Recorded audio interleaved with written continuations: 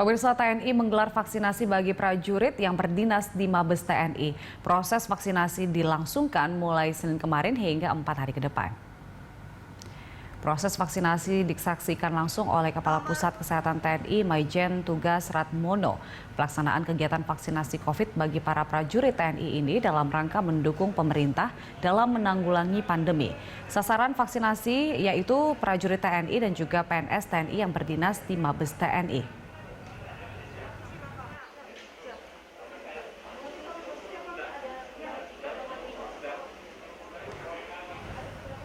Dan untuk mengetahui informasi selengkapnya pemirsa terkait dengan vaksinasi anggota TNI ini, kita langsung bergabung dengan reporter Reinar Christian dan juru kamera Ade Suherman dari Mabes TNI Cilangkap.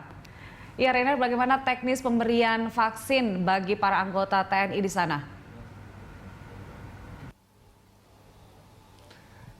Selamat siang Julita dan juga pemirsa. Untuk pemberian vaksin ataupun teknis ini memang tidak berbeda dengan pemberian vaksin bagi kelompok masyarakat sebelumnya, di mana memang TNI menjadi salah satu kelompok prioritas yang ada di tahap kedua vaksinasi ini dikarenakan tugasnya yang masih cukup ketat melakukan penjagaan keamanan, pertahanan, dan juga menegakkan protokol kesehatan. Untuk itu TNI menjadi salah satu kelompok yang ikut divaksin dalam tahap kedua ini. Total pihak TNI mengatakan bahwa dari 447.000 prajurit yang ditargetkan untuk menerima vaksin, sudah ada sekitar 125.000 TNI yang sudah menerima vaksin ini. Dan untuk teknisnya sendiri sudah sesuai dengan standar yang diberlakukan oleh WHO dan juga ID, di mana dalam teknis vaksinasi di masa pandemi ini harus ada 4 meja, di mana dari awal meja registrasi, meja screening, meja vaksinasi, lalu meja observasi, di mana keempat meja ini harus dilalui oleh tiap-tiap prajurit TNI untuk mendapatkan vaksin, di mana tiap-tiap meja ini memiliki tugas yang masing-masing, mulai dari registrasi pendaftaran, lalu screening untuk melakukan pengecekan kepada para prajurit TNI apakah bisa lanjut ke meja 3 untuk mendapatkan vaksinasi, lalu di meja 3 menerima vaksin, lalu di meja observasi seperti standar yang kesehatan WHO dan juga ID, di mana pasien ataupun prajurit TNI yang menerima vaksin ini harus menunggu 30 menit terlebih dahulu untuk melihat apakah ada KIPI ataupun kejadian ikutan pasca imunisasi. Adapun terkait ini juga tadi disampaikan oleh Kepala Pusat Kesehatan TNI, Maijen TNI Dr. Tugas Ratmono, mengatakan bahwa untuk vaksinasi yang dilakukan kepada prajurit TNI, KIPI-nya ini sangat rendah, yaitu hanya sekitar 0,02%.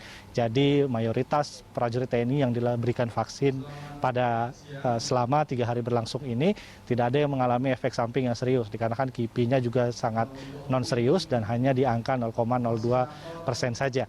Adapun untuk vaksinasi ini tidak hanya dilakukan di Jakarta untuk para prajurit yang berdinas di Mabes TNI saja, tapi juga dilakukan di seluruh Indonesia, di mana dikarenakan tugas TNI ini di masa pandemi tidak berhenti, mereka juga bertugas sebagai menjaga keamanan pertahanan dan juga menjadi tracer nantinya dan juga menjadi aparat untuk menegakkan protokol kesehatan. Dan untuk itu vaksinasi dilakukan mulai dari level atas sampai level paling bawah hingga bintara desa, Babinsa dari TNI Angkatan Darat, dan juga kepada Babin Potdirga untuk TNI AU dan juga Babin Potmar untuk TNI AL, di mana mereka ini nantinya digunakan untuk membantu pemerintah menanggulangi pandemi, khususnya dalam kebijakan sekarang yaitu PPKM Mikro, di mana mereka ini masih turun ke masyarakat, bertemu dengan masyarakat, melakukan tracing, dan untuk itu vaksin menjadi salah satu kunci agar nantinya kekebalan tubuh bagi para prajurit yang melakukan tugasnya bertemu masyarakat ini dapat dilakukan dengan baik. Adapun Julita dan juga pemirsa, perharinya TNI menargetkan setidaknya 1.500 atau hingga 1.200 hingga 1.500 prajurit TNI dapat divaksin setiap harinya selama pelaksanaan vaksinasi bagi prajurit Mabes TNI dan juga unit organisasi di bawahnya, dengan target secara keseluruhan dari semua TNI yaitu 447.000. Dan proses vaksinasi ini juga dilakukan untuk memberikan ataupun membantu pemerintah dalam menanggulangi pandemi agar nantinya tugas-tugas yang dilakukan TNI dapat berjalan dengan baik. Julita. Ya, hingga kapan vaksinasi bagi anggota TNI ini berlangsung, Renard?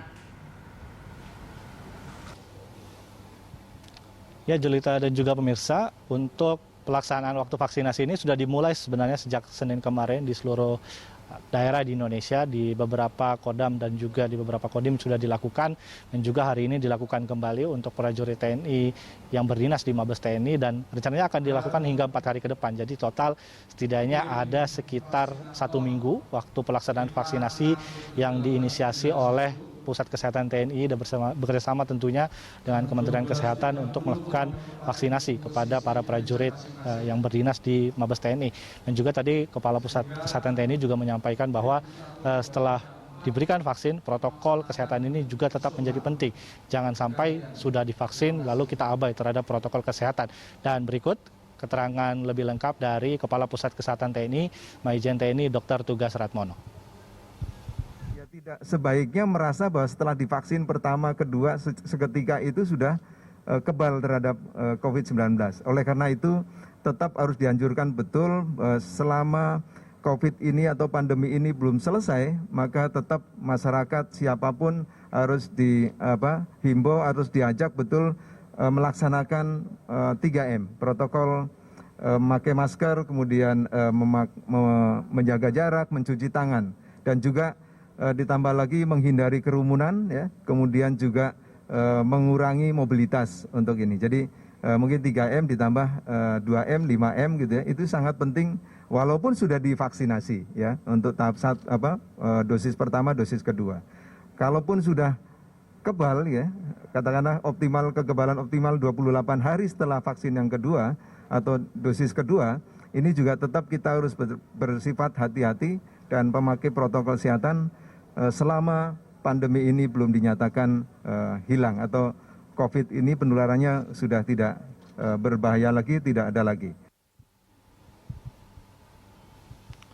Ya, Julita dan juga pemirsa, Kepala Pusat Kesehatan TNI tadi menyampaikan bahwa meskipun prajurit TNI ataupun siapa saja masyarakat yang sudah divaksinasi, ini harus tetap menerapkan protokol 3M dan juga tambahan 2M. Di mana protokol ini menjadi penting, di mana pemerintah Indonesia dan juga berbagai pemerintah dunia belum menyatakan bahwa pandemi COVID-19 ini berakhir. Dan untuk itu, vaksin ini menjadi salah satu cara agar penanggulangan pandemi ini menjadi efektif, di mana terciptanya kekebalan tubuh yang optimal dalam menghadapi selama pandemi COVID-19 ini belum berakhir. Dan untuk itu, meskipun sudah divaksin, harus tetap menerapkan protokol kesehatan. Julita.